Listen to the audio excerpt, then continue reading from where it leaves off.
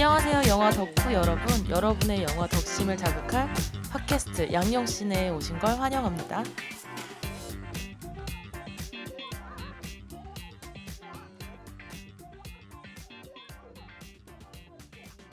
반갑습니다.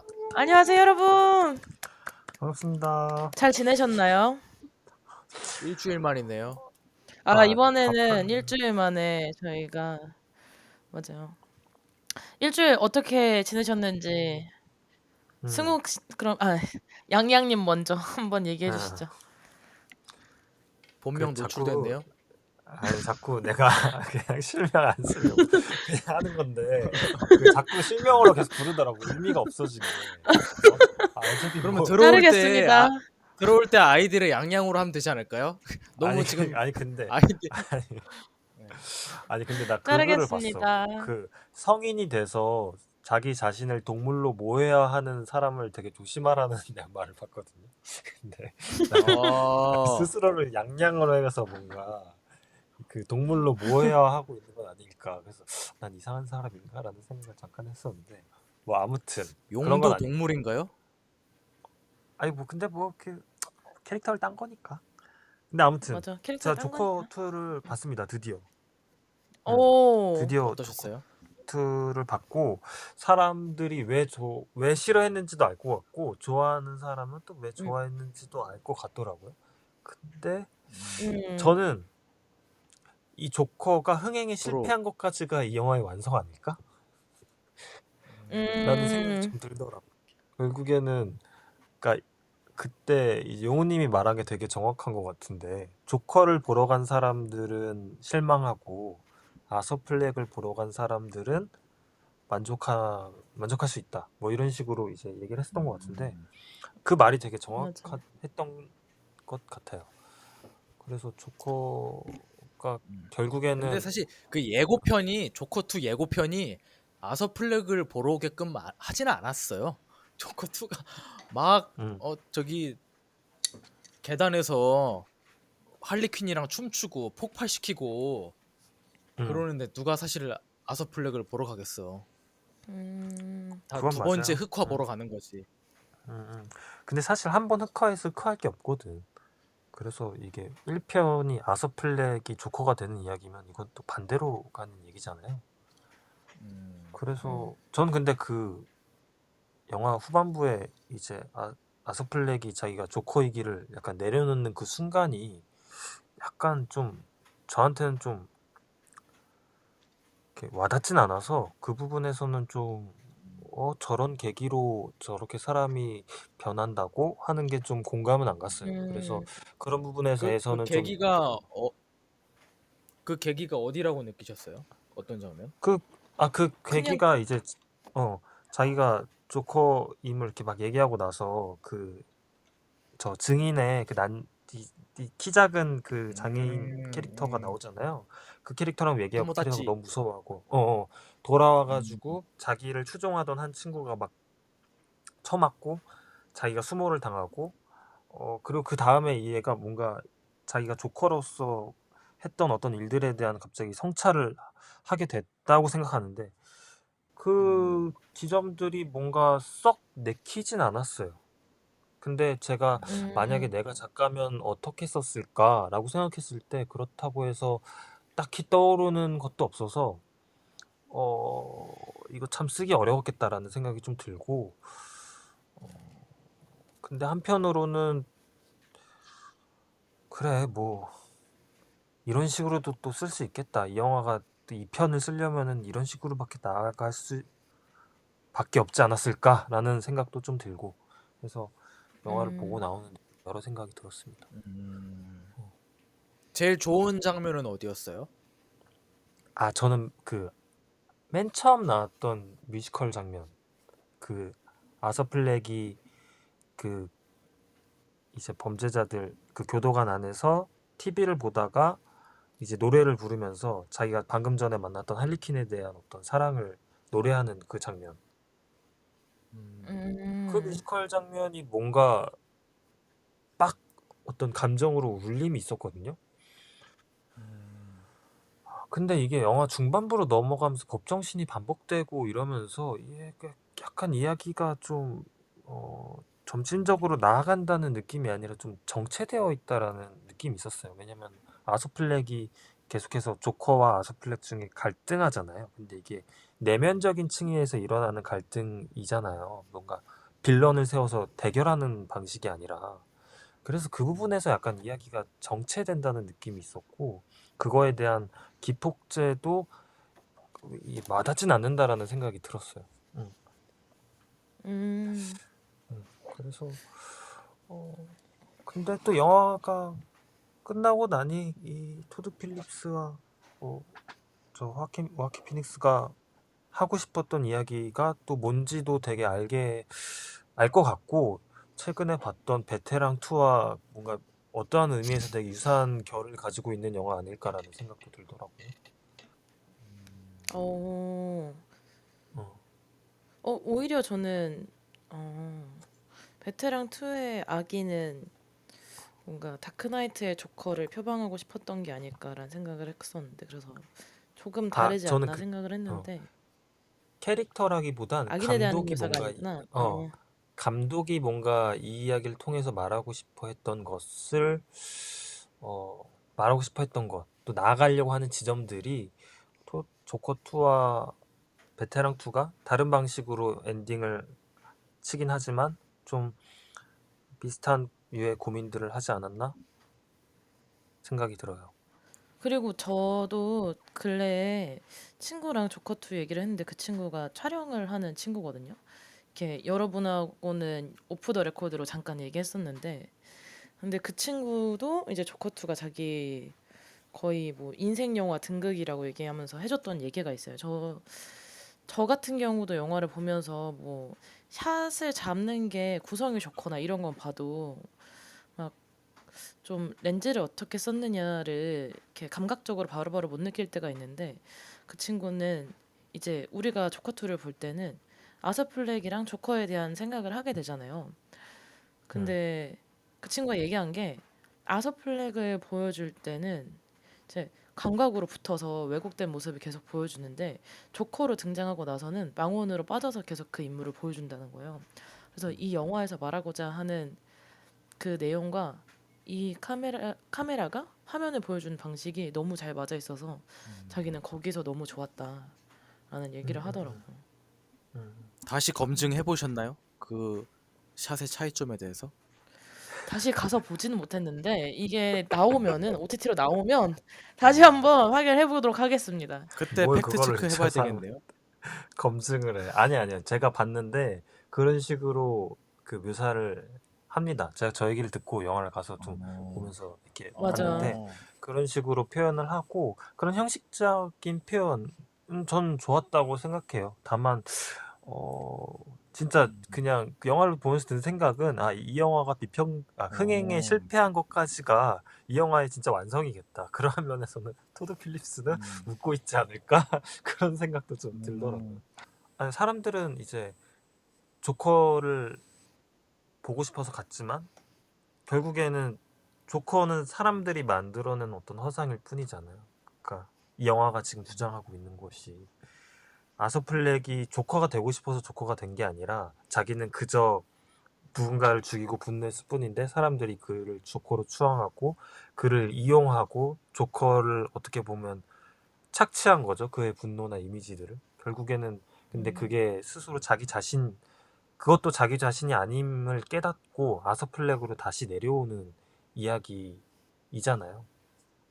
그래서 그러한 음, 면에서 조커를 소비하러 갔다가 그걸 보여주지 않으니 이제 외면하는 이 관객들의 모습까지가 음, 뭔가 토드 필립스 감독이 말하고 싶었던 걸까? 음. 그렇게 영화가 완성되는 법정 걸까? 라는 법정 생각이 좀 씬 들었어요. 사람들이랑 똑같은 거죠, 관객들이. 아, 그치. 그 조커로 되는 거를 계속 기대하고 있다가, 그러니까 어쨌든. 할리퀸도 이제 나도 이제 빨대 좀 꼽아볼까 하고 화장 다 하고 갔는데 아서플렉이 음, 된다니 자리를 팍 차고 나간 것처럼. 음, 음, 아직 영화를 못 보신 분들이 있을 것 같아서 음, 거기서 음, 더 얘기하면 안 될 것 같아요. 저는 저기 궁금한 게 아까 뭐 카메라 차이점도 얘기해 주셨고 양양님이 처음에 느꼈던 점이 이렇게 좀 겹치면서 또 다른 의문이 생겼는데 그러면 그 땅딸보 친구가 아서를 딱 봤을 때는 마지막에 너만이 우리가 일할 때 나를 뭐 좋게 봐줬어 괴롭히지 않아서 나를 나로 봐줬어 하면서 조커가 흔들리잖아요. 지금 음. 무슨 소리 하는 거야 이러면서 그때는 카메라를 어떻게 잡았을지 갑자기 궁금해지네요. 그때 약간 바스트 샷이었던 것 같은데 망원인지 그때도 망원인가? 광각은 아니었던 것 같은데. 광각은 아니었어요. 그 멀리서 찍어도 아까 음. 타이트하게 찍어도 망원으로 찍었던 것 음. 같아요. 음. 정확하게 기억은 안 나는데 그런 방식으로 좀 찍었다고 기억이 나네요. 이건 용우님이 팩트 체크 해주시면 되겠네요. 다시 봐. 다시 와. 다시 단단히 가서 봐. 기억해두고 한번 보겠습니다. 그리고 용우님은 그럼 어떻게 지내셨어요? 일주일? 요번 주에 그 믹싱 마무리하는 게 있어서 보통 기술 시사 같은 것들이 영화관 응. 새벽에 하잖아요. 맞아. 그래서 요번에 기술 시사는 금요일에서 토요일 넘어가는 새벽에 한다는 거예요. 빡세다. 그래서 그거 보고 또 그 토요일 날 주중으로 수정 마지막 할 수 있는 기회가 있어서 그냥 한번 가서 또 수정하고 그래서 이번 주는 좀 내내 일하는 기분이어서 요거 녹음 전에도 한두 시간 잤어요. 너무 힘들어서 뻗어버렸어요. 고생하셨구나. 그치. 고생하셨네 진짜. 음. 저도 뭐 쉐인- 이번 주는 특별한 거 없이 다른 걸 할 수 없이 이제 뭔가 일만 하다 지나가서 뭔가 이제 촬영 시작이 얼마 안 남았거든요. 그래서 뭐 특별한 거는 그냥 일 얘기는 할 수 없으니 특별한 거는 그냥 영화 본 거? 바쁘다 없네요. 현대사회. 점점 그 스트레스가 심해지는 것 같아요. 가끔 얘기를 나누다 보면은 이 사람이 지금 계단을 내려가고 있구나. 조심해야겠다. 힘들어 보인다. 이거 총들 수도 있다. 약간 이거. 근데 그냥 그래도 막연한 기대를 하고 있어요. 어쨌든 이게 원래 해 뜨기 전 새벽에 제일 춥다고 하잖아요. 이제 촬영 시작하니까 좀 요즘에 촬영 해지고 시작하는 춥던데. 조용히 해 좀. 해지고 더 춥던데. 나름의 그런 기대로 해야 되지 않을까 그렇습니다. 생각하고 있습니다. 네. 그래서 이번에 저희가 준비한 영화는 그대들은 어떻게 살 것인가 미야자키 하야오 감독님 작년에 나왔던 영화고 이게 이제 넷플릭스에 이번에 공개가 되면서 저희가 이게 넷플릭스에 공개가 됐으니 이거를 한번 얘기를 해보자 하고 준비를 하게 됐습니다. How do you live? 개봉 당시에 다들 이 영화 보셨었나요? 네, 못 봤죠. 봤습니다. 네? 못 와우, 봤어요. 못 저 봤어? 그때 한국 정말 예의가 없네. 아니 나 그때 한국에 없었잖아. 이 영광을 놓쳐? 캐나다에서 오지 왜? 어떻게 거기 제가 일하는 데는 안 걸렸어요. 아 그래요? 뭐 제 걸려 영화에서 있었어요, 그러면? 일했었는데 그게 아마 개봉 시기가 달라서 그런 것 같아요. 한국에서 먼저 개봉했고 아마 제가 그때 들어온 캐나다에선 뭐 걸려 있었어요? 마지막에 뭐 걸려 있었지?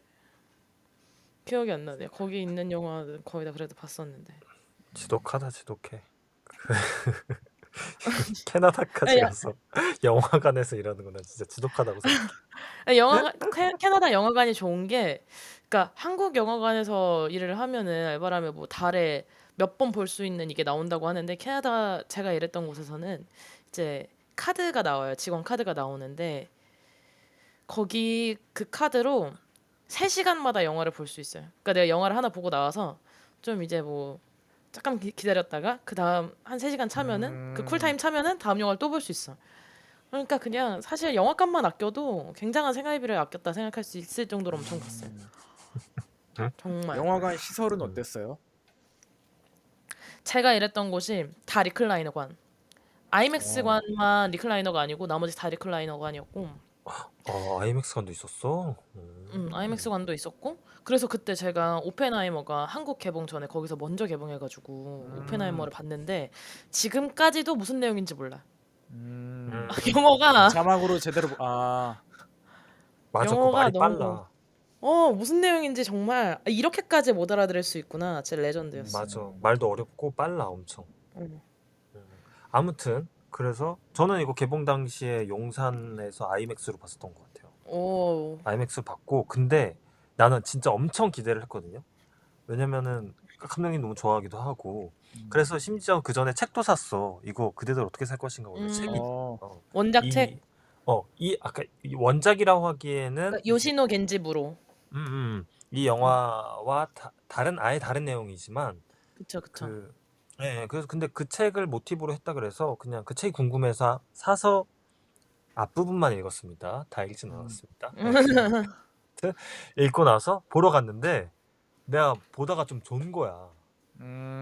잔잔해 초반에. 초반에 잔잔해. 좀 잔잔하고 이야기가 중반부로 넘어갔는데 약간 내가 기대했던 그 바이브랑 약간 좀 다른 거야. 그래서 보다가 조금 졸았어요. 근데 옆 사람이 그걸 보고 눈물을 흘렸는데 나는 운동한 상태에서 봐가지고 눈물까지 그런 건가? 양양님이 조는 걸 보고 눈물을 흘렸다고요? 아니야. 설마. 영화를 보고 눈물을 흘렸는데 그랬어요. 그래서 근데 나는 그때 당시에 봤을 때는 그렇게까지 좋은 느낌 못 받았는데 이번에 엔딩을 보면서 눈물이 좀 나왔어요. 맞아. 이번에 좀 딱 집중을 하고 보니까 엔딩을 딱 볼 때 눈물이 나왔는데 그 눈물의 이유는 제가 이따가 말씀드리겠습니다. 네, 양양님의 눈물. 저는 오히려 초반에 흘렸는데 다시 보게 되니까 그래? 초반에 흘릴 게 있나? 그 감정의 더듬이가 좀 다른가 봐요 서로. F예요 혹시? 감정의 더듬이. T야? 나는 F인데? 근데 T가 뭔데? 앞에 뭐가 울릴 게 뭐가 있나?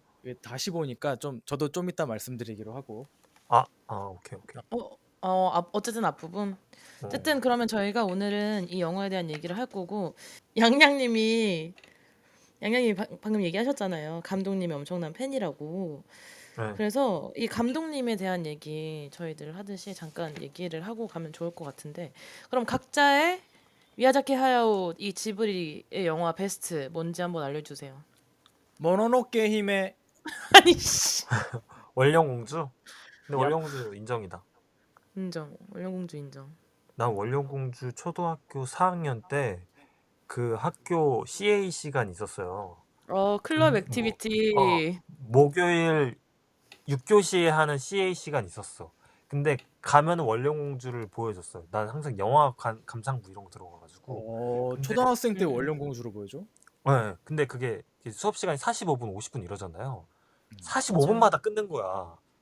아 이게 너무 보고 싶은 거야. 너무 재밌으니까. 미쳤다. 그래서 난 그 시간만 너무 기다리면서 봤던 그 기억이 있어요. 근데 항상 그렇게 보면은 결말을 못 봐. 애매하게 결말을 못 봐. 그렇게 보다가. 그래서 내가 항상 그걸 못 보고 있다가 한참 후에 그게 생각이 나서 봤는데 너무 재밌었다는 기억이 있습니다. 그러면 양양님 베스트는 뭐예요? 저는 그 약간 좀 박빙인데 원령공주 vs 센가치히로예요. 인정. 근데 요새는 센가치히로가 조금 더 앞서 있어. 저는 센가치히로의 행방불명. 그냥 그러니까 그때 감정 때문에도 약간 있는 것 같아요. 저 이게 2001년이면 초등학교 1학년 때 개봉을 한 건데 그때 진짜 센세이션이었습니다. 이 학생들 모두가 이 영화를 보려고 막 난리를 치고 그 여파가 엄청 컸어서 사실 이거를 그때 봤기 때문에 그때 극장에서 봤기 때문에 뭔가 최고라고 얘기하게 되는 것 같아. 그 시절의 감정들이 막 몰아쳐가지고. 맞아. 이게 근데 미야자키 하야오의 영화가 사실 좀 이렇게 난해한 면들이 있어요. 이게 애니메이션 귀여운 모습들에 감춰져 있어서 그렇지 사실 맞아. 까고 보면은 되게 잔인하거나 모순적이거나 하나로는 설명될 수 없는 되게 복잡한 층위의 의미들을 많이 가지고 있는데 이게 되게 귀여운 어떤 이미지들에 이렇게 점쳐져가지고 훌륭한 스토리텔링과 만나서 영화를 만들다 보니 어, 우리가 어렸을 때 또 너무 좋아하면서 보게 되는 그런 힘이 음, 있었던 것 같아요. 근데 크고 나서 맞아. 보니까 더 재밌어. 더 재밌지. 그리고 어, 이게 제가 어렸을 때 봐서 좋아했다 생각했는데 사실 이 센가치로의 행방불명 이 영화가 IMDb에서 애니메이션 순위 1위예요. 음. 그리고 음, 전체 영화 순위에서도 탑 음, 250에 들어있고 31위를 기록하고 있고 음, 그러니까 사실 뭐 음, 대중적으로 사람들이 정말 많이 좋아하고 그 음, 어릴 때의 추억뿐만 아니라 그냥 지금 음, 보는 사람들 다 이렇게 음, 스테디하게 좋아한다 이 영화를. 음. 저는 그 센가치로의 행방불명을 좋아하는 큰 이유 중에 하나가 그 항상 미야자키 하야오의 영화가 되게 캐릭터가 되게 모호한 지점들이 있어요. 그러니까 예를 들어서 가오나시 같은 경우에 처음에는 뭔가 좀 이렇게 무섭지 않게 좀 귀엽거든요. 근데 나중에 약간 괴물로 변하잖아요. 그리고 하쿠 음, 같은 경우에도 사실은 용의 모습을 하고 용이었고 있고, 근데 소년이고, 그리고 그 사장 마녀, 유바바. 마녀가 기르는 유바바. 유바바가 이제 키우고 있는 그 애기의 모습을 하고 있지만 사실 아 거인이잖아요. 그러니까 맞아요. 오. 이렇게 모순되는 지점들에 되게 미묘한 층이들이 그 영화를 되게 다채롭게 느껴지게 만들거든요. 근데 나는 그런 어떤 모순이라고 해야 될까, 역설이라고 해야 될까, 거기에서 나오는 의미가 있는데 센가치로가 약간 그게 집약된 이야기처럼 보여요. 그래서 음. 음, 이야기를 계속해서 곱씹으면서 볼 수 있게 돼. 그래서 맞아. 보가 어, 그 쿠션이랑 막 베개 덩어리 안에서 잠을 자잖아요. 음, 제가 어렸을 때 그걸 보는데 너무 편안해 보이는 거예요. 폭신폭신하고. 음, 그래서 내 침대 베개 4개야. 아씨.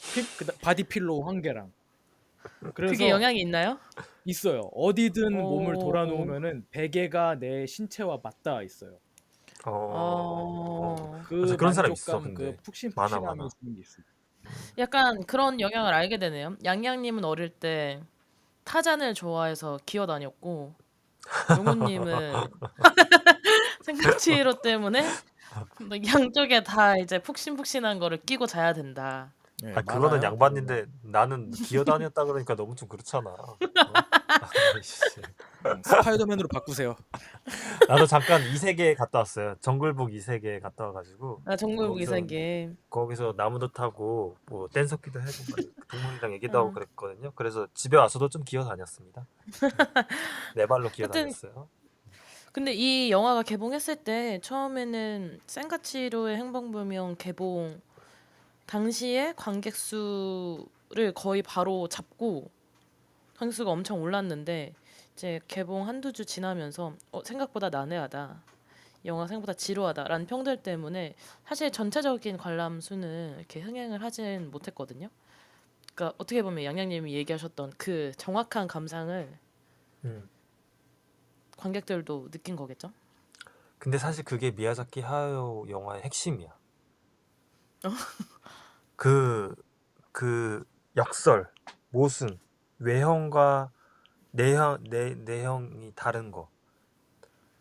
음, 거기에서 나오는 역설이 사실 미야자키 하야오 영화를 설명해주는 아주 중요한 키라고 생각이 들어요. 그리고 그러한 어떤 모티브들을 집약해서 이 사람이 장인 정신을 끌어올려가지고 이제 만들어낸 영화가 우리들이 오늘 얘기할 영화다라고 얘기하겠습니다.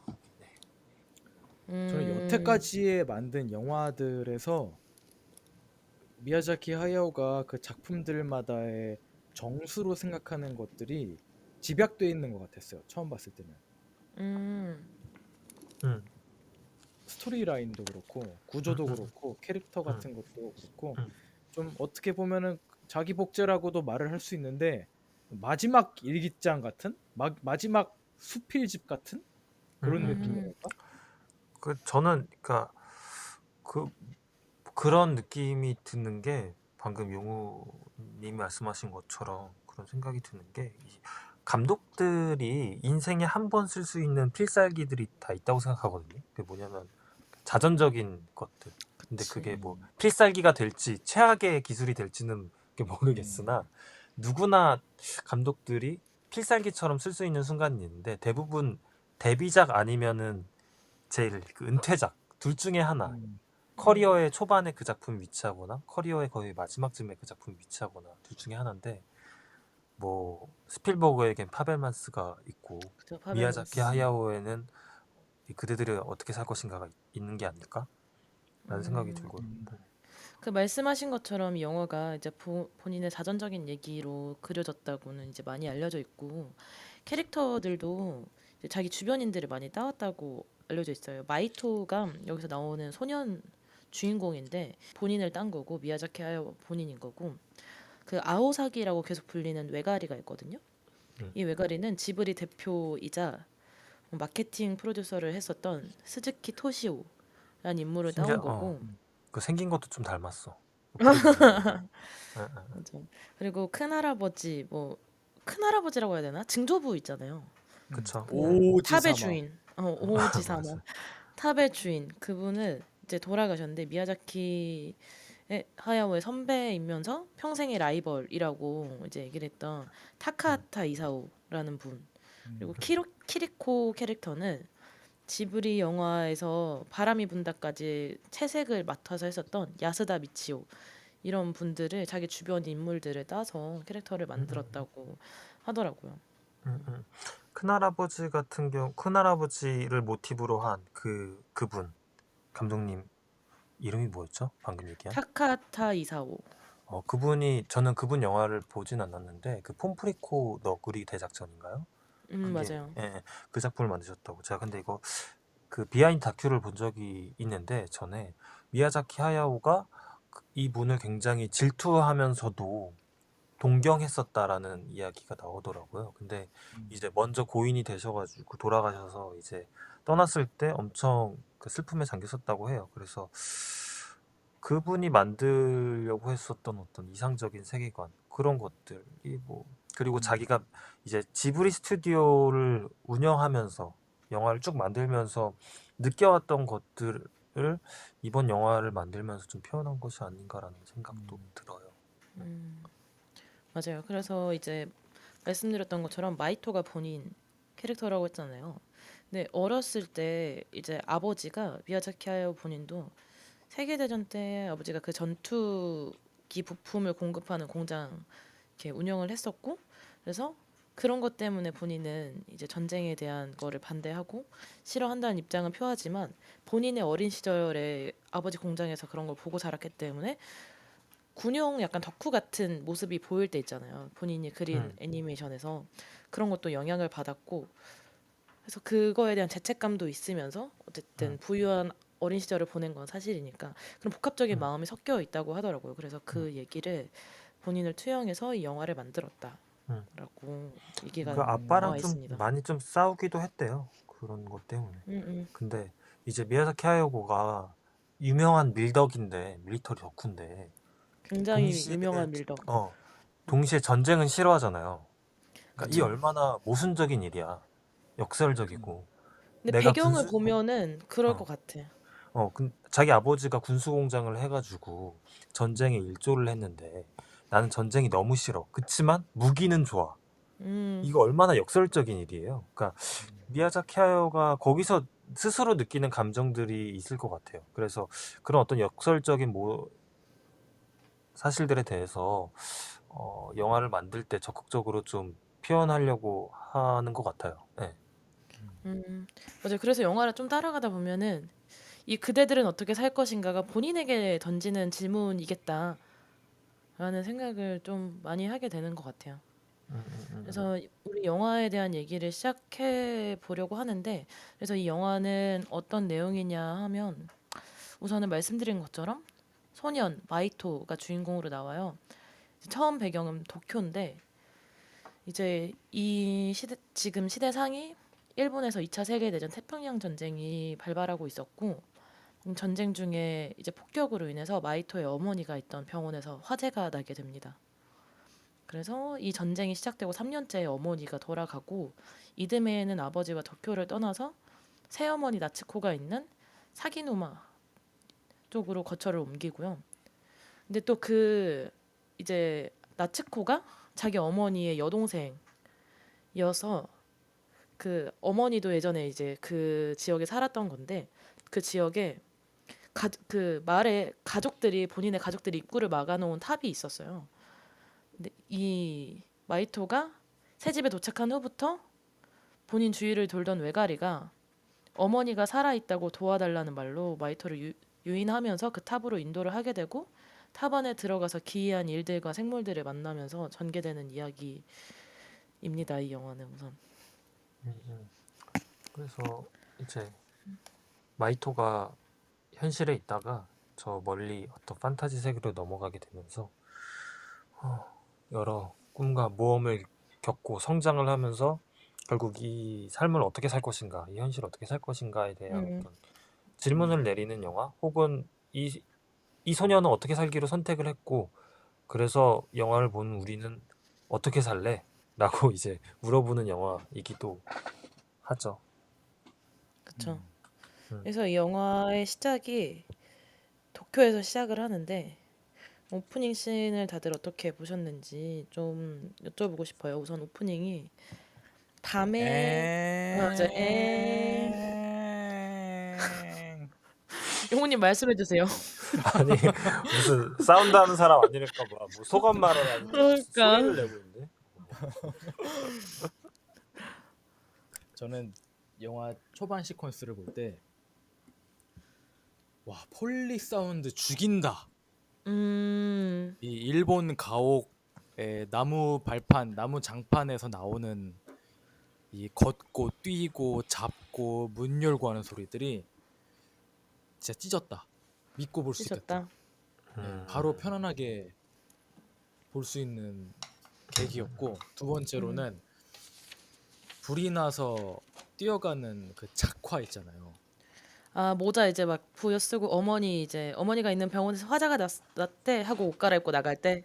네, 길거리가 이렇게 흐물흐물대면서 음, 음, 음. 소방관들이 소리치는 게 이렇게 가끔씩 들려오고 팝업으로 들려오고, 그게 영화관에서 볼 때는 그 작화를 보고 있는데 정말 영광이다.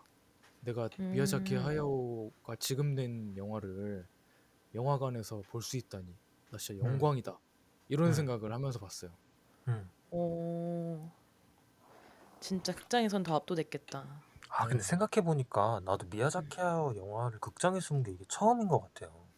아 음? 그러니까 그 전에는 그러니까 제대로 된 극장에 가서 봤다기보다는 다 어디 학교 다닐 때 뭐 초등학교, 중학교 이럴 때 수업 시간에 막 선생님들이 틀어주고 혹은 음. 집에서 찾아보거나 그런 식이었던 것 같아요. 그래서 아 나도 처음에 딱 봤을 때 그 작화가 주는 어떤 몰입감이 있어요. 예를 들어서 그 처음에 그 장면은 되게 이렇게 뭐라 그래야 되지? 그 이 사람 잔상이 남게끔 음. 표현을 그 하잖아요. 뛰어가는 장면? 뛰어가는 장면. 응, 응, 응, 응. 거기에서 와 뭔가 이야기에 확 몰입되는 느낌이 있었고, 그리고 사실 그 장면이 뭐랄까 이 주인공이 가장 적극적인 장면이라고 해야 되나? 이 영화 통틀어서. 그러니까 영화 시작하자마자 어떤 그런 식의 적극적인 움직임이 있는 어떤 어, 적극적인. 사실 그 뒤에 그렇게 막 이렇게 당황하면서 막 적극적으로 뭔가 막 하는 그런 느낌이 음. 없어요. 얘 항상 엄청 침착한 친구야. 저는 그 방금 말씀하신 걸로 얘 왜 이렇게 갑자기 적극적이지? 영화가 갑자기 왜 이렇게 생기가 있지? 하는 부분이 뒷부분에 한번 나오거든요. 저도 근데 하나 그거를 생각나는 게 있어. 근데 그 부분을 저 또한 긍정적으로 보지는 못했어요. 좀 음, 안타깝다. 조금 아, 아쉽다. 이러면서 봤거든요. 그 퀄리티적으로 나쁜 게 그 아쉽다고 한 게 아니라 이 캐릭터를 약간 연민 한 5%로 보는 느낌? 음, 음, 음. 그런 느낌이어서 그 적극적인 에너지가 나오는 거에 대해서는 뒤에서 조금 이따가 말씀드리도록 하겠습니다. 좋습니다. 그래서 이 그래서 친구가 근데 이제 말씀하신 것처럼 이제 어머니가 있는 병원에 불이 났다는 걸 듣고 뛰어가는 부분 나오고. 근데 진짜 그때도 처음에 이제 잠옷을 입고 나가려다가 그 교복으로 막 갈아입고 나가고 하잖아요. 음, 근데 음, 되게 어떤 마음이었을지 뭔가 가늠이 안 되는 음, 음, 시작부터 뭔가 이렇게 딱 음, 어떻게 보면 가장 이 영화에서 생동적인 그림체가 딱 나와 버리니까 음. 처음에 되게 놀라게 시작했던 것 같아요.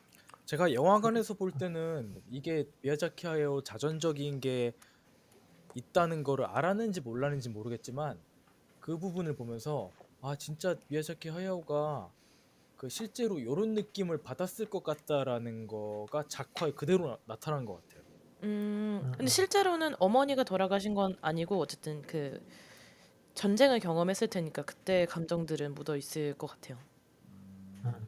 그러니까 본인이 어린 시절에 느꼈던 어떤 전쟁에 대한 감각들이 오프닝에 있는 것 같고, 그리고 그러니까 시작부터 뭔가 지금은 2차 세계대전, 태평양 전쟁을 하고 있는 중이다라는 어떤 이 작품의 시대 배경을 굉장히 강력하게 어필하면서 동시에 이 이야기의 가장 중요한 모티브죠. 어머니에 대한 상실.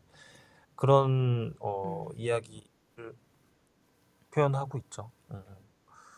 그래서 음, 어머니가 또 이렇게 화재로 이제 죽게 됩니다. 음.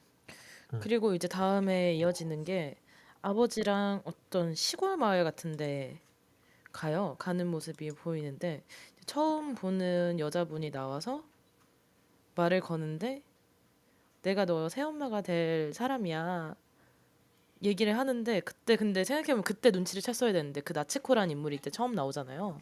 음, 나치코가 근데 어릴 때 보고 나서 되게 오랜만이라고 얘기를 하는데 생각해보면 이때 눈치를 챘어야 됐다고 생각이 드는 거예요. 음, 재혼한 어머니가 어릴 때 아기 때 얘를 봤었던 거면 어떤 관계성이 있는 거지? 음, 이모니까 그니까 근데 그거를 그때부터 눈치를 챘어야 되는데 음, 그때는 음, 음, 뭐지? 했는데 알고 보니까 음, 이모였죠. 그게 음, 일본의 그런 문화 소로레이트라는 음, 문화가 있대요. 그러니까 뭐 아내의 자매, 그러니까 아내가 죽었을 때 아니면 아내가 아이를 낳지 못했을 때 자매와 결혼을 해서 그 가족이 연대 책임을 져서 헐 이렇게 자손을 이어야 되는 그런 문화가 있다고 하더라고요. 처음 알았어요. 음, 근데 그런 문화가 이제 뭐 현대에는 그런 게 없지만 옛날에는 그런 문화가 종종 있었으니까 아마 그러한 맥락에서 읽지 않을까라는 생각이 얼핏 들긴 했어요. 근데 사실 좀 충격적이죠. 우리 그걸 보는 맞아요. 지금의 우리 충격적이죠. 입장에서 엄마의 동과 우리 아빠가 결혼했다고? 근데 심지어 그 자전거 인력거 타고 가는데 애가 생겼다고? 손을 이렇게 주네? 그러면은 이 맞아. 마이토 입장에서는 지금 이 상황들이 굉장히 혼란스럽죠. 왜냐면은 나는 이제 엄마가 죽었는데 엄마가 어떤 그 죽음에 대한 상처 또한 아직 아물지 않았는데 새 엄마가 나타났고 근데 새 엄마가 더군다나 엄마의 동생이고 심지어 새끼까지 음, 베고 그니까 있으면은 그 혼란을 어떻게 이 소년이 받아들여야 할까? 사실 그러한 모티브가 이 영화의 되게 중요한 열쇠 같아요. 이 이야기가 마이토가 엄마의 죽음을 어떻게 극복하고 이 새엄마를 어떻게 받아들일 것인가라는 어떤 목적이 있다고 생각하거든요. 그래서 마이토가 결국에는 그 새엄마를 받아들이면서 이 이야기가 이제 흘러가는 것 아닐까, 성장하는 것 아닐까라는 생각이 좀 들었습니다. 음, 맞아요. 근데 이 마이토에 대한 태도를 좀 보자면 뭔가 이때도 감정 변화를 표현을 잘 안 드러내잖아요. 어쨌든 어린 아이고 이 아이가 지금 전쟁 중에 전쟁을 겪고 있고 어머니가 돌아가셨고 이제 새로운 가족을 만나는데 이제 표정이나 이런 거에 감정 변화가 많이 없어서 이때부터 좀 음, 연민 아닌 연민의 시선으로 이 캐릭터를 계속 보게 되는 것 같거든요.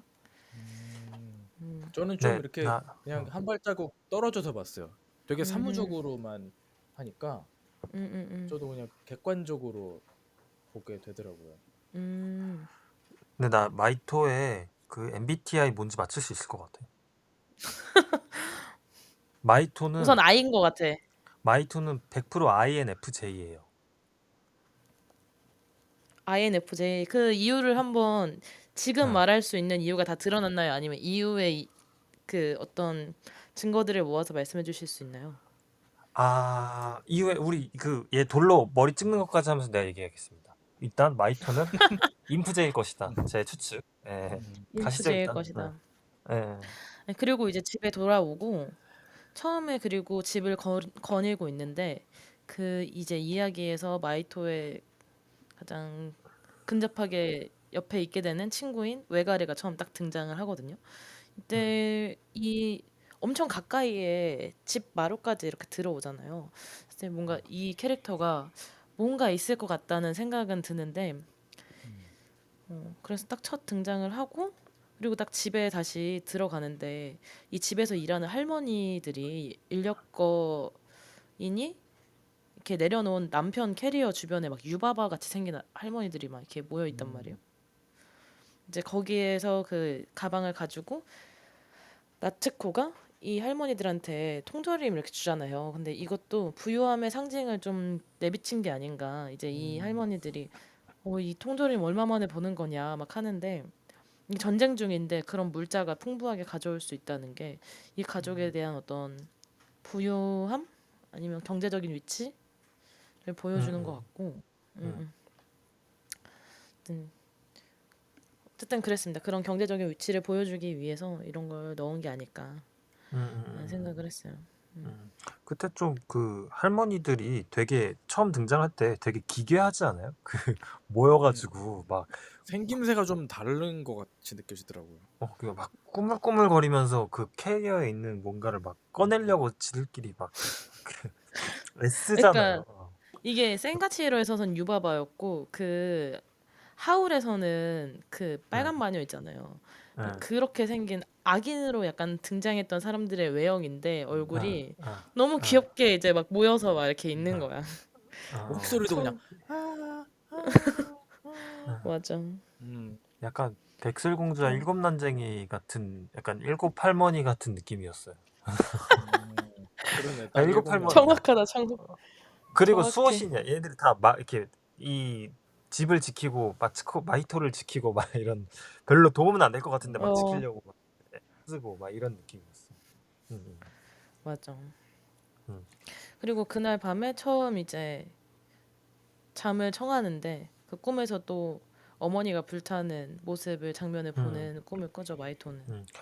그 사실 그런 그, 장면을 그 보면은 전에 마이토 어, 저는 그 전에 그 마이토한테 정서적으로 좀 동화를 느낀 게 이 집에 와서 밤이 되기 전에 자기 혼자 침대에 풀썩 눕는 장면이 있잖아요. 응, 응. 나치코가 잠깐 쉬라고 할 때 그때 이제 테마 음악이 살짝 나오면서 풀썩 눕는데 눈물을 이렇게 살짝 흘리잖아요. 눈가 이렇게 음, 촉촉하게. 그때 좀 이렇게 동화되더라고요. 아, 얘가 지금 여태까지 지금 버틴 거구나. 엄마 응, 생각도 응, 나고 그럴 응, 응, 텐데 응, 지 혼자 있으니까 이제 자기 모습을 보여주는 거를 관객들만 또 볼 수 있으니까 그때 좀 아련하게 응, 느껴지더라고요. 응. 음, 사실 그 장면을 보면은 그러니까 아직 엄마의 죽음을 극복하지 못한 이제 모습들이 좀 보여지고 좀 여러 가지가 좀 전 느껴졌는데 그러니까 첫 음, 번째로 전 어떤 느낌이었냐면 철이 좀 일찍 든 아이다 라는 생각이 그치. 좀 첫 번째로 들었어요. 그러니까 보통 이제 가정 환경이 좀 어렵거나 어릴 때 좀 어려움이 있거나 하면은 철이 일찍 듭니다. 아이가.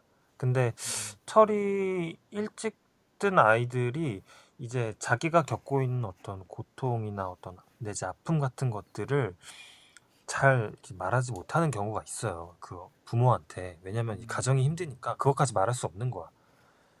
그런 느낌이 좀 음, 이 아이를 보면서 얘도 그런 걸까라는 생각이 들었고, 그리고 좀 한편으로는 적극적으로 이제 나 뭐 새엄마가 싫고 이렇게 적응도 안 되고 나 힘들다 이렇게 어필하는 친구가 아니잖아요. 음. 맞아. 얘기할 그렇게 사람도 없어요, 어필하는 사실. 얘기할 사람도 없어. 아빠 바쁘고 뭐 새엄마한테 그거 얘기해봤자 뭐해. 그러니까 얘는 그런 음. 거를 속으로만 지금 삭히고 있구나. 한편으로는 이게 되게 어른스럽고 철든 아이의 모습이기도 하지만 그 내면은 정말 죽음을 극복하지 못한 그런 슬픔으로 가득 차 있는 친구겠거니라는 생각이 좀 음. 들었습니다. 맞아요. 음, 그리고 이 다음 날이 됐는데 이제 집 앞에서 마이토가 집 앞을 막 보고 있는데 어제 발견했던 외가리가 또 나오는 거예요. 근데 또 음, 이 새에 대한 시선을 따라가 보니까 이상한 저택같이 생긴 데 앉더니 갑자기 창문으로 들어가거든요. 그래서 그거를 이제 마이토가 쫓아가요. 마이토가 쫓아가고 마이토가 집을 밖으로 나갔으니까 나츠코가 마이토 마이토 이렇게 찾는 소리가 듣는데 그 소리를 듣고도 그냥 이제 더 안으로 들어가려고 하다가 그 할머니들에 발견돼서 거긴 들어가면 안 된다고 막아놨다고 하면서 얘기를 듣게 되죠. 이제 처음 이 이야기의 시작점인 그 저택 혹은 어떤 그 안쪽에 있는 돌에 관련된 이게 처음 음, 등장하는 부분인데 뭔가 이게 어떻게 진행될지도 이때 처음에 외가리가 들어가는 모습이 너무 이상한 거예요. 그 안으로 음, 들어가는 그 머리부터 딱 쳐박고 이렇게 몸을 쓱 들어가는 게 그래서 음, 이거는 어떻게 이제 진행이 될까 이 음. 딱 뭔가 기대됐던 것 같아. 음. 아니 그 외가리도 좀 이렇게 기괴해요. 그 처음에 나왔을 때 되게 좀, 좀 무섭고 좀 기괴하게 생겼어.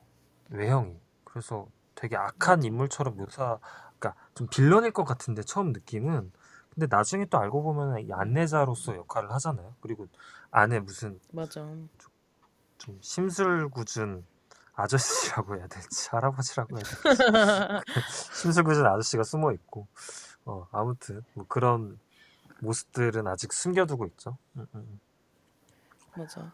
그래서 음, 그날 저녁에 나츠코랑 저녁을 먹는데 나츠코가 얘기를 해주거든요.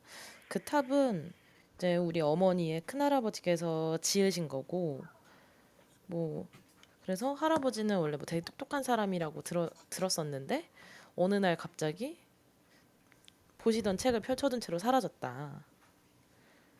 이런 음, 얘기를 해서 이게 이 가족이랑 어떠한 연관이 되어 있겠구나. 근데 이때는 이제 나츠코의 얘기만 들으니까 이 탑을 그 이 할아버지가 만든 거구나. 어떤 인위적으로 만들어진 거구나 하고 처음에 음, 생각을 하게 되는데 이제 음, 뒤에 나오죠. 이게 그 아까 말했던 음, 일곱 난장의 일곱 할머니 그분들은 사실 이야기를 들은 게 아니라 직접 본 거잖아요. 그 시대를 살았던 음, 사람이니까 음. 음, 그 사람들에 의해서 그러니까 증언되는 거로는 이게 어느 날 갑자기 떨어진 거다라고 음, 얘기를 이제 이후엔 나오는데 음, 처음 등장.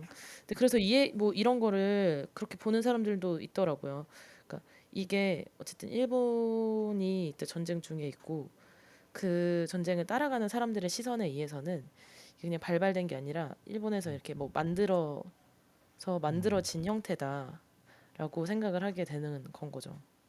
그러니까 일본에서 뭔가 이렇게 만든 거다. 뭔가 내용 전개에 있어서 응, 환상적인 무언가를 제시할 때 응, 보통 이렇게 자신의 뭐 아버지라든가 응, 조상이 뭘 했다던가를 설명하는 게 있는데 응, 라퓨타에서도 그렇잖아요. 자기의 음, 아버지가 환상의 섬을 발견했을 때 그 폭풍우 속에서 돌아가셨을 때도 그 비행기 타고 있는 아버지 사진을 집에 걸어놓고 응. 설명을 하는데 요 장면을 볼 때도 그 라퓨타 생각이 좀 많이 났었어요. 그래서 맞아. 자기 아버지가 군수 산업도 하고 뭐 그 이제 자기 어렸을 때 미야자키 하야오가 자기 아버지가 일터에서 뭘 무슨 일을 하는지 그런 거를 좀 상상함에 있어가지고 이러한 환상 판타지의 것들이 뭔가 생성된 게 아닐까 싶기도 하고. 음, 그러게요. 근데 뭔가 아버지에 대한 이미지나 인상이 그려질 거 아니에요. 어쨌든 본인의 자존적인 얘기니까. 근데 이 다음에 처음에 학교를 등교를 해야 되는데 아버지가 막 그런 얘기 하거든요. 내가 차로 데려다 줄게. 전학생이 차로 이제 들어가면 사람들이 이제 막 다르게 볼 거다라고 이 얘기를 하는데 나 순간 이 얘기를 듣는데 절망스러운 거야. 그래요? 와, 이걸 봄으로 인해서 이제 다른 친구들이 음, 좀 뭐 한국으로 따지면 서울 깍쟁이 이렇게 음, 여기겠구나. 아, 너무 이게 고리타분한 생각이다. 너무 그럴 수 있겠다. 에반데? 이런 생각 딱 들었어요. 아니다 또 다를까? 그렇게 학교 머리가 가니까 아니나 머리니까. 다를까. 음, 아니나 애들이 막 다를까? 개인적으로는 음. 좀 어깨에 힘 좀 들어가겠구나. 그래요? 나는 오히려 와 이거 내 내 이 입장으로 사춘기 내 입장. 시절에 이렇게 했다? 나는 음. 바로 칼거절했을 건데 생각했어. 아, 마이토는 막 어깨에 힘들어가지고 막 그런 애는 아닌 것 같아. 그런 애는 그런 애는 아니지. 아니고 전혀 아니고 그냥 오히려 부끄러워가지고 안 했으면 음, 좋겠는데 안 했으면 좋겠는데 그 말하는 것도 안 하는 애야. 맞아, 그냥 아버지가 한 말이니까. 어, 그렇게 그 하든 말도 말든. 안 해. 그렇게 하든 말든. 그래서 음, 갔는데 이제 대사들이 나오진 않았지만 약간 깍쟁이라고 너 뭐 도련님 어쩌고 저쩌고 해서 이제 좀 이렇게 미움을 당한 것 같아요. 그래서 이제 그 동급생들이랑 싸우게 되는데 싸워가지고 뭐 이기고 지고 이런 게 중요한 게 아니라 싸우고 이렇게 집에 가는 길에 자기가 싸웠다는 거를 숨기기 위해서 돌을 주어서 그 이마에 상처를 일부러 냅니다. 그러면서 나 어. 그냥 넘어진 거다. 나 안 싸웠다. 라고 이제 집에 가서 얘기를 하죠. 근데 저는 응, 싸운 걸 숨기기 위해서라고 생각을 안 했었는데, 응, 그렇게 생각할 수도 있겠다. 저는 응, 제가 마이토를 너무 얕게 생각했는지 몰라도 응, 이게 처음에 동급생들이랑 싸웠을 때 티가 안 나게 싸웠잖아요. 응. 그래서 큰 상처를 준 다음에 누가 했는지 말 안 해도 아버지가 이거 보면은 뭐 한번 개질하러 가겠구나. 난 여기에 정도 없고. 아, 아니 뭐 아니 얘 끝까지 말 안 아니, 하잖아. 누구랑 싸웠는지. 아니 나는 누구랑 그렇게 안 맞았으니까 자기가 한 거니까 얘기를 못 어, 하지. 아니 나는 신혜님 처음에 말할 때는 나랑 응. 똑같은 생각인 줄 알았어. 그러니까 일부러 더 보여주려고. 근데 그 어. 아빠한테 개지랄 하러 가라는 그것까지는 없었거든요. 어떻게 오히려 어떻게 그러니까 생각하셨어요, 그럼? 오히려 아버지 속 뒤집어지라고. 그냥 아. 그냥 사춘기의 반항심이 지금 폭발한 거지. 음. 저는 아, 완전 그렇게 봤거든요. 근데 이거 이렇게 다르게 셋 다 다르게 봤네. 그러게. 그니까 정확히 아니, 뭘까? 근데 나는 그 신혜님이 한 말은 난 이렇게 절대 이렇게 납득이 안 가는 게 왜냐면 얘는 집에 가가지고 끝까지 누가 했는지 말 안 했거든요. 왜냐면은 아빠한테 그러니까 와가지고 중요한 거는 얘 마히토가 나 그냥 넘어진 거다. 아무 일도 없었어요. 라고 음, 말하는 게 얘가 어필하는 거고 아버지는 음, 너 누구랑 싸웠지? 싸웠잖아. 그 새끼 누구야? 내가 걔 완전 작사를 낼 테니까 너 음, 누군지만 말해. 너 이렇게 다녀도 되겠어? 그러니까 음, 아빠는 얘가 그걸 누구한테 맞았냐가 중요하거든요. 근데 그니까. 사실 마이토에게는 방금 용호님이 말한 것처럼 그게 중요한 걸 수도 있어. 내가 사실 나 스스로 이렇게 상처를 낼 만큼 아픔이 있고 이걸 어떻게든 내가 말 안 해도 좀 알아줬으면 좋겠어. 혹은 아빠한테 항의하는 걸 수도 있지. 음, 음. 어, 음. 그거를 지금 지가 모를 수도 있어요. 그냥 내면의 응, 음. 복잡함이라든가 응, 슬픔, 분노 이게 그냥 응, 자해로밖에 표현이 안 되는 거야. 응. 음. 마이토 그, 성격이었으면은 돌로 찍었으면 그 괴롭힌 애 가서 찍었지. 그치. 아빠한테 가서 개지랄하라고는 안 했어. 그러니까 그거는 그냥 내가 좀 더 가서 얘기를 한 거고 좀 과하게 어, 어쨌든 그냥 본인의 그거 뭐 싸웠다는 걸 숨기기 위함은 절대 음, 아니었을 것 같은 게 아버지가 봤으면 어떤 음, 반응을 보일지는 예상을 했을 거라는 말이죠. 그러니까 음, 본인이 아니라고 해도 학교에 뭔가 이제 의심을 할 거고 첫날이니까 등교 첫날이니까 분명히 그렇게 어떤 방식으로라도 뭔가 친구들 엮어서 생각했을 텐데 어떻게 보면은 뭐 용호님이 말한 게 제일 근접할 수도 있겠다라는 생각은 들어요. 근데 저는 그러니까 그거를 보면서 아 얘가 그냥 내가 오늘 싸우고 왔다라는 거를 가족한테 절대 알리고 싶지 않다라는 마음으로 좀 받아들였거든요. 이거 음, 이 나의 문제를 가족들에게 가져가고 싶지 않다. 이거는 그냥 내 음, 문제다. 저는 그 약간 그런 느낌이었어요. 표정이 이거는 그래 보이긴 했어요. 진짜 어, 전사의 표정이야. 전사의 표정. 이거는 그냥 내가 겪은 문제고 아빠는 이거에 그냥 신경 안 썼으면 좋겠다. 그리고 음, 내가 이렇게 문제를 일으키고 왔다라는 음, 것을 이렇게 알리고 싶지 않은 것 같아요. 음. 그냥 애초에 그런 마음 자체가 없고 그거를 알리고 싶지 않은 마음. 왜 그 어릴 때 이렇게 싸우고 오면은 엄마 아빠가 막 호들갑 막 떨면서 우리 아들 누가 이랬어 막 이러잖아요. 음. 근데 그게 싫을 때가 있거든요. 하지 마. 됐다고 이러면서 음. 됐다고 이러면서 집으로 그냥 방으로 들어갈 때가 있어요. 뭉콱 어, 바람이 그랬어. 바람이 그랬어. 약간 얘는 그런 애는 아니야. 그냥 쾅인데 어. 쾅도 아니 그냥 쓱 닫고 그냥 지 혼자 이렇게 입을 뒤집었으면 가만히 있으래야. 음. 그러니까 저는 그런 맞아보기만 해서 잘 모르겠네요. 어. 아니 뭐 그렇게 말하면 내가 때렸다는 것처럼 되잖아요. 그러진 않았고 근데 아무튼 저한테는 약간 그런 감정이지 않았을까 하는 느낌이었고 근데 어, 저도 개지랄이라고 했지만 이건 장난 섞인 거고 사실은 음, 이 자리를 떠나고 싶어서 아버지한테 뭔가 음, 항변하는 것처럼 보였거든 저는. 음, 그러니까 첫 음, 등교할 때 이제 친구들도 마음에 들지 않고 뭔가 학교에서 문제가 있는 것처럼 속여서 보이면 뭔가 이거 여기를 떠날 수 음, 있지 않을까라는 마음이 있던 게 음, 음, 아닐까라는 생각을 투영해서 그냥 저는 봤던 것 같아요. 음, 근데 일종의 시위는 분명한 것 같아요. 음, 음, 음. 음, 그 음. 치료해 줄 때도 7 수호신들이 옆에서 안달복달하면서 약병 들고 물병 들고 막 그러고 있잖아요. 맞아요. 맞아. 난쟁 너무 좋았어. 할머니들, 일곱 난쟁 어, 할머니들이 일곱 난쟁 어, 할머니들. 음, 지극정성으로 보살피죠. 근데 그러면서 이제 동시에 그 새엄마인 나츠코도 아프잖아요. 그래서 음, 나츠코가 아프니 한번 가는 게 좋지 않겠니? 뭐 이런 얘기를 해가지고 가는데 이제 그냥 인사만 하고 나오죠. 음. 맞아. 어, 이때 좀 울컥했어요. 다시 볼 때. 음, 이때 사, 울컥했어요. 예, 사실 그 치료해 줄 때부터 살짝 스택이 쌓였어요. 사실 음, 얘도 지금 새엄마로서 마이토랑 잘 지내보고 싶을 것이고 자기 언니가 죽은 거에 대한 슬픔이 자기도 있을 것인데 뭔가 마이토가 스스로 상처를 낸 거의 의도를 다 알지 못하지만 뭔가 조금은 눈치챈 듯한 느낌이 두 번째 볼 때는 표정에서 보이는 거예요. 음. 저한테는. 왜냐면 그리고 음, 또 여기서 그 나츠코가 얘기를 해요. 나 때문에 다쳐서 미안하다고. 음, 근데 왜 나는 왜 본인 때문에 다쳤다고 얘기하는지는 모르겠지만 음, 그냥 그런 거겠죠. 아무래도 뭐 자식이 다치면 내 탓이다 하는 것처럼. 음. 아니면 그 이 마이토에 대한 이 지금 상황 좀 바뀐 상황에 대한 게 자기 때문이라고 생각해서 그런 걸 수도 있을 것 같긴 해요.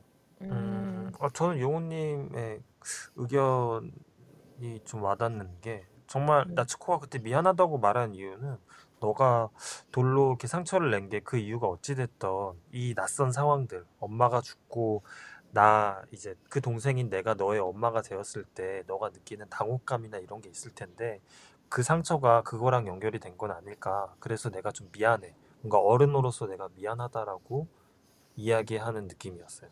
음, 음, 음, 맞아. 음, 그리고 나와서 화를 만들죠.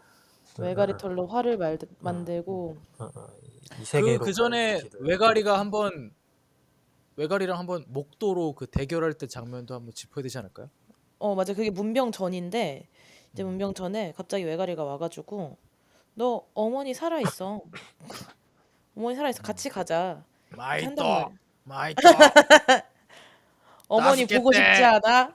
助けて. 와이더 도와줘. 와이더 짜증나. 도와줘.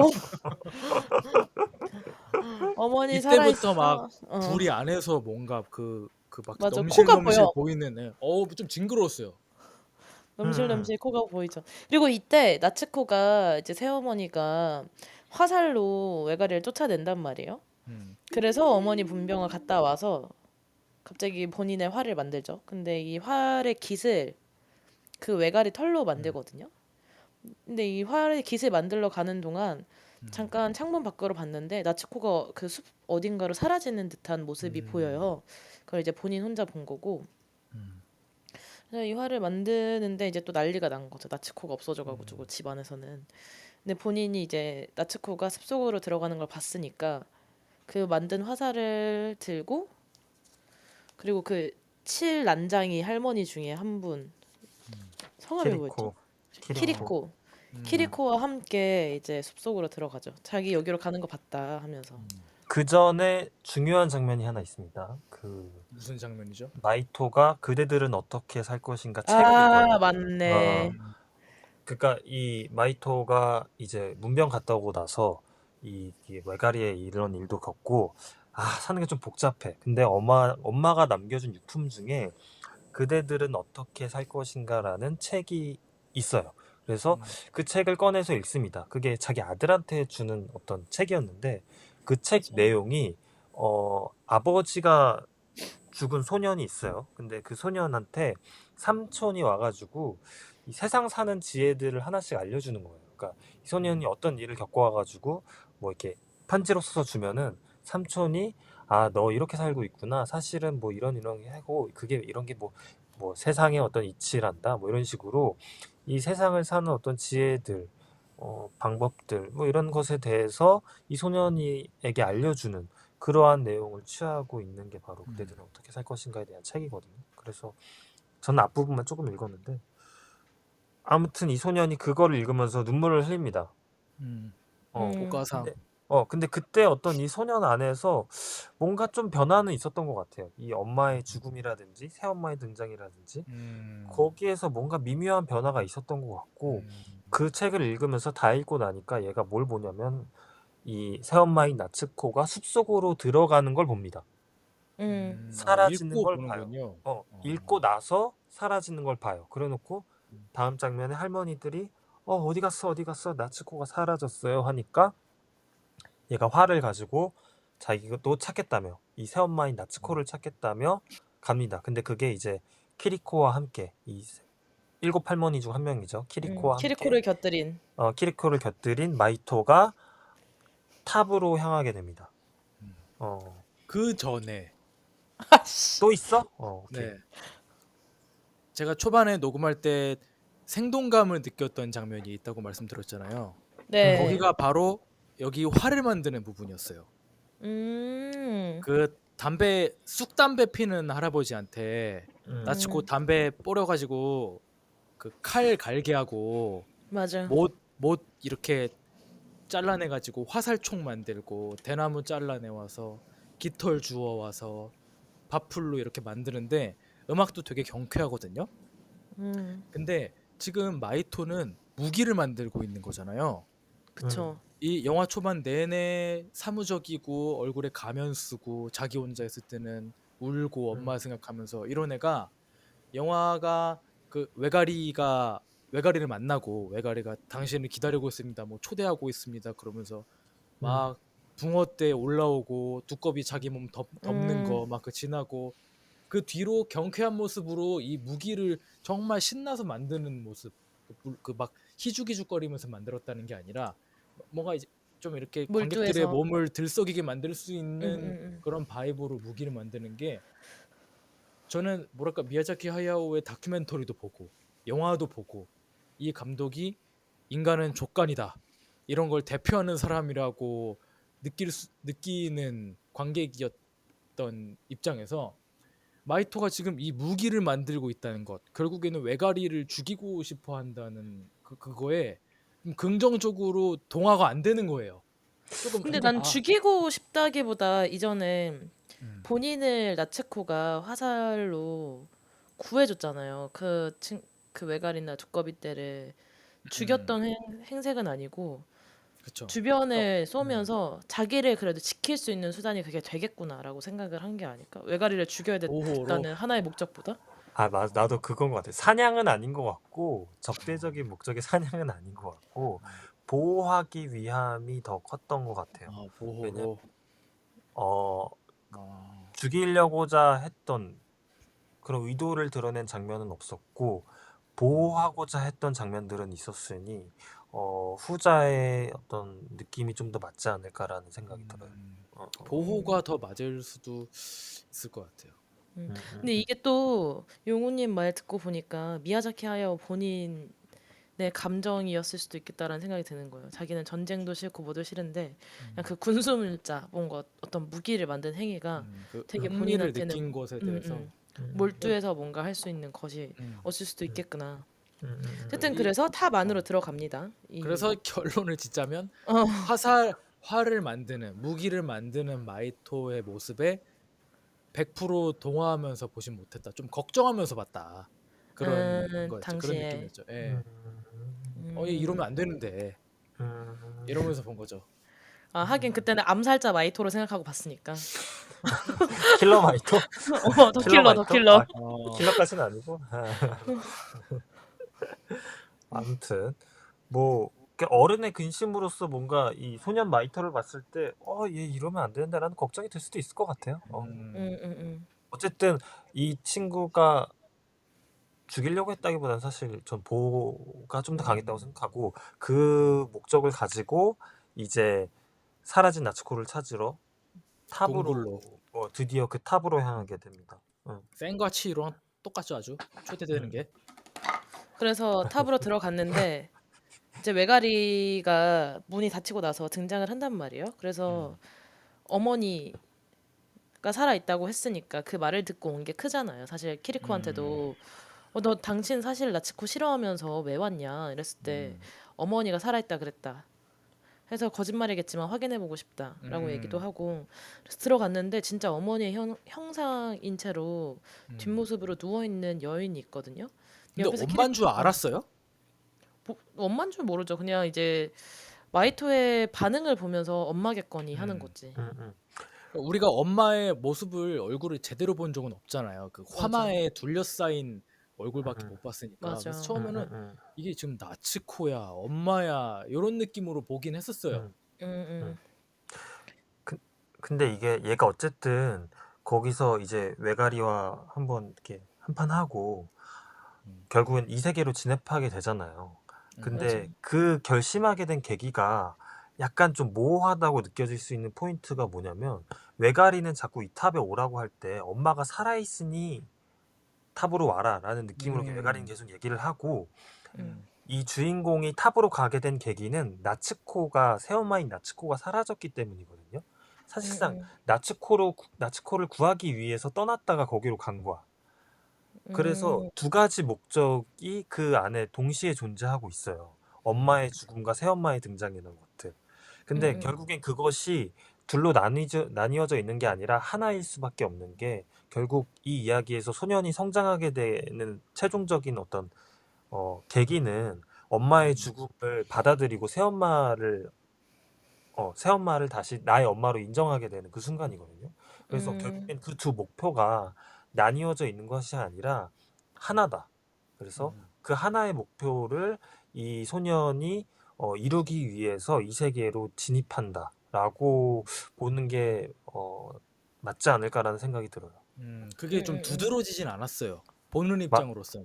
맞아. 그게 두드러지지가 않아. 그래서 이 영화를 응, 볼 때 관객들이 난해하다고 느껴지는 포인트 중에, 음, 상업 영화는 이런 포인트를 정확하게 짚는 게 미덕이거든요. 음, 근데 이 영화는 이 두 개의 모호한 목표가 혼선돼 있어서, 얘가 음, 여기에 진입하게 되는 계기가 도대체 뭐지라고 좀 혼란 응.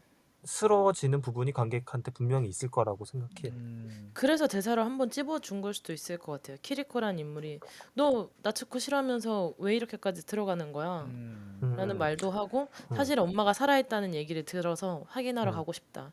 음, 그거를 이제 설득 아닌 설득을 먼저 그러니까 음, 우리가 음, 거짓말 같은 거 할 때 자신 없으면은 미리 음, 깔잖아요. 음, 니주 음, 깔잖아. 약간 그런 음, 것처럼 니주를 깐 음, 게 아닐까 감독이.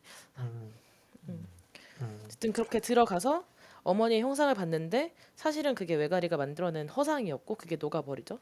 음, 그래서 외가리가 그때 마이토를 잡아먹으려고 하는 해프닝에서 이제 마이토가 가져왔던 활을 쏘는데 그 이제 화살에 붙어 있는 그 뒤에 뭐라 그러죠? 외가리의 깃털이죠. 그러니까 칼깃. 그 갈기 활 맞아 7번 활 갈기인가?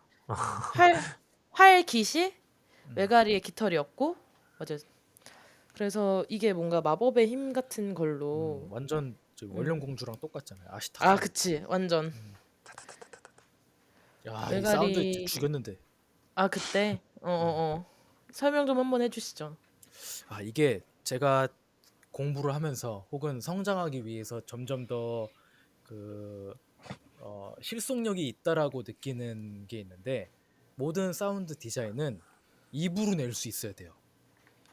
보통 음, 좋은 소리들을 한 부분에 계속 쌓다 보면은 소리가 멍청해져요. 그냥 막 이렇게 들린단 말이에요. 네. 그러니까 이게 수업 들을 때 그 선생님이 해주신 말씀이, 처음에 사운드 디자인을 할 때, 에디팅을 할 때는 이미지 틀어놓고 소리 다 제로로 내리고 입으로 소리 내보라 그랬어요. 오, 그러니까 예를 들어서 화살이 이렇게 날아간다 치면은 요렇게 해야 된다는 거야. 아 그래서 영우님이 그렇게 소리를 계속 내는 거구나. 이거 높낮이와 고저와 이 톤의 차이와 이런 것들을 입으로 할 수 있어야지 귀로도 이해가 된다는 거예요. 아, 맞아. 오, 맞아. 맞아요. 그거 정확한 것 같아요. 멋있다. 다음. 나 그거 본 적 있어. 그 이명세 감독님이 그 현장에서 얘기하실 때 어, 발짓을 하면서 네, 의성어와 모든 걸 동원해가지고 막 다다다다다다 해가지고 팍 맞아요. 설명을 하시더라고. 동료 중에 이번에 그 부산에 그 옴니버스로 걸린 더 킬러스 그거 작업할 때 동료가 있는데, 그 친구가 말하길 감독님이 그랬대요. 그 드릴 소리를 이렇게 디자인하는 두두두두두. 장면이 있는데 음. 이명세 감독님이 그랬대요. 소리로 성추행 당하는 느낌이었으면 좋겠다고. 어, 어렵다. 소리로 성취하면 진짜 어떤 너무 느낌 어려운데? 내야지? 어떤 느낌 내야지요? 어, 그리고 의성어를 진짜 많이 말씀하신대요. 음. 그 옛날에 그 전체 관람가 예능 할 때도 보면은 맞아. 장면 설명하실 때 그렇게 해요. 근데 그게 사실 어떻게 보면 제일 정확한 표현일 수도 있어요. 그러니까 어쨌든 이 사람은 느낌을 전달하고자 하는 거잖아요. 그 그쵸. 맞아. 느낌을 정확하게 전달해줘야 거기서 기술자들이 그 느낌을 받고 표현해주는 거기 때문에 근데 어쨌든 그렇게 말하는 게 본인이 그 소리를 정확히 알고 있고 디렉션을 준다는 그렇죠. 거니까 리스펙이네요, 진짜. 작업하는 사람도 쉬워요, 그게 사실. 그럴 수 있겠다. 네. 맞아. 그냥 좀 음침한 소리 있잖아요. 이러면은 빡칠 것 같아. 성추행 당하는 소리는 조금 어렵긴 한데 어. 아예 그 리듬을 입으로 말해주면은 너무 쉽죠. 아, 그치. 맞아. 아무튼 미야자키 하야오의 사운드 디자인도 그런 게 생각날 만큼 훌륭하게 되어 있다. 그렇다. 아무튼 하여튼 그렇습니다. 그래가지고 응. 부리가 뚫리니까 얘가 그 힘을 잃습니다. 갑자기 그 안에 숨어있던 스즈키 토시오 씨가 나와가지고 안에 숨어있던 스즈키 토시오가 나와서 갑자기 무슨 힘없는 이제 매가리 없는 어떤 아저씨가 한 명 나와가지고 그 탈모 걸린 아저씨가 나와가지고 탈모 걸린 아저씨는 너무 비하 발언 같나? 어쨌든 좀 아니 근데 좀 개 비호감이긴 해요. 아 맞아. 새 비호감인가? 근데 그게 되게 웃겨. 아니 그게 그 새가 포스터잖아요. 우리 맞아요. 외가리가 포스터잖아. 그 어살의 포스터가 하나인데 그 사람이 그 포스터를 이렇게 있잖아요. 맞아. 새면서 그 안에 이렇게 눈빛이 이렇게 숨어 있는. 난 그래가지고 사실 그 포스터만 봤을 때 소년이 새로 변하나? 이 생각을 저도 했어. 약간 그랬어요. 그래서 좀 소년이 새로 변하나? 샤프하니까. 근데 보니까 소년이 변하는 게 아니라 좀 음침한 아저씨가 있는 거야. 맞아. 그래서 진짜 기운 빠진다 했는데 역시 그 미야자키 하야오가 좀 캐릭터를 표현할 때 외형이 되게 포악하면은 그 내형은 사실 되게 별 볼 일 없는 어떤 것으로 만들어 놓고 또 그 반대로 또 표현할 때도 있고 이 그쵸. 서로 되게 모순되는 정반대로 떨어져 있을 것 같은 이 두 존재를 하나의 어떤 캐릭터 안에 집어넣어서 표현을 하는 것 같아요. 그래서 이 외가리도 그러한 어떤 역설을 가지고 있는 캐릭터이고 사실 그러한 역설이 이 그대들은 어떻게 살 것인가의 중요한 모티브이기 때문에 그렇기 때문에 포스터가 된 것 하고 그렇기 때문에 이 사람이 안내자 역할도 할 수 있는 것 같아요. 맞아요. 그 센과치로에서 그 보랑 까마귀랑 되게 비슷하잖아요.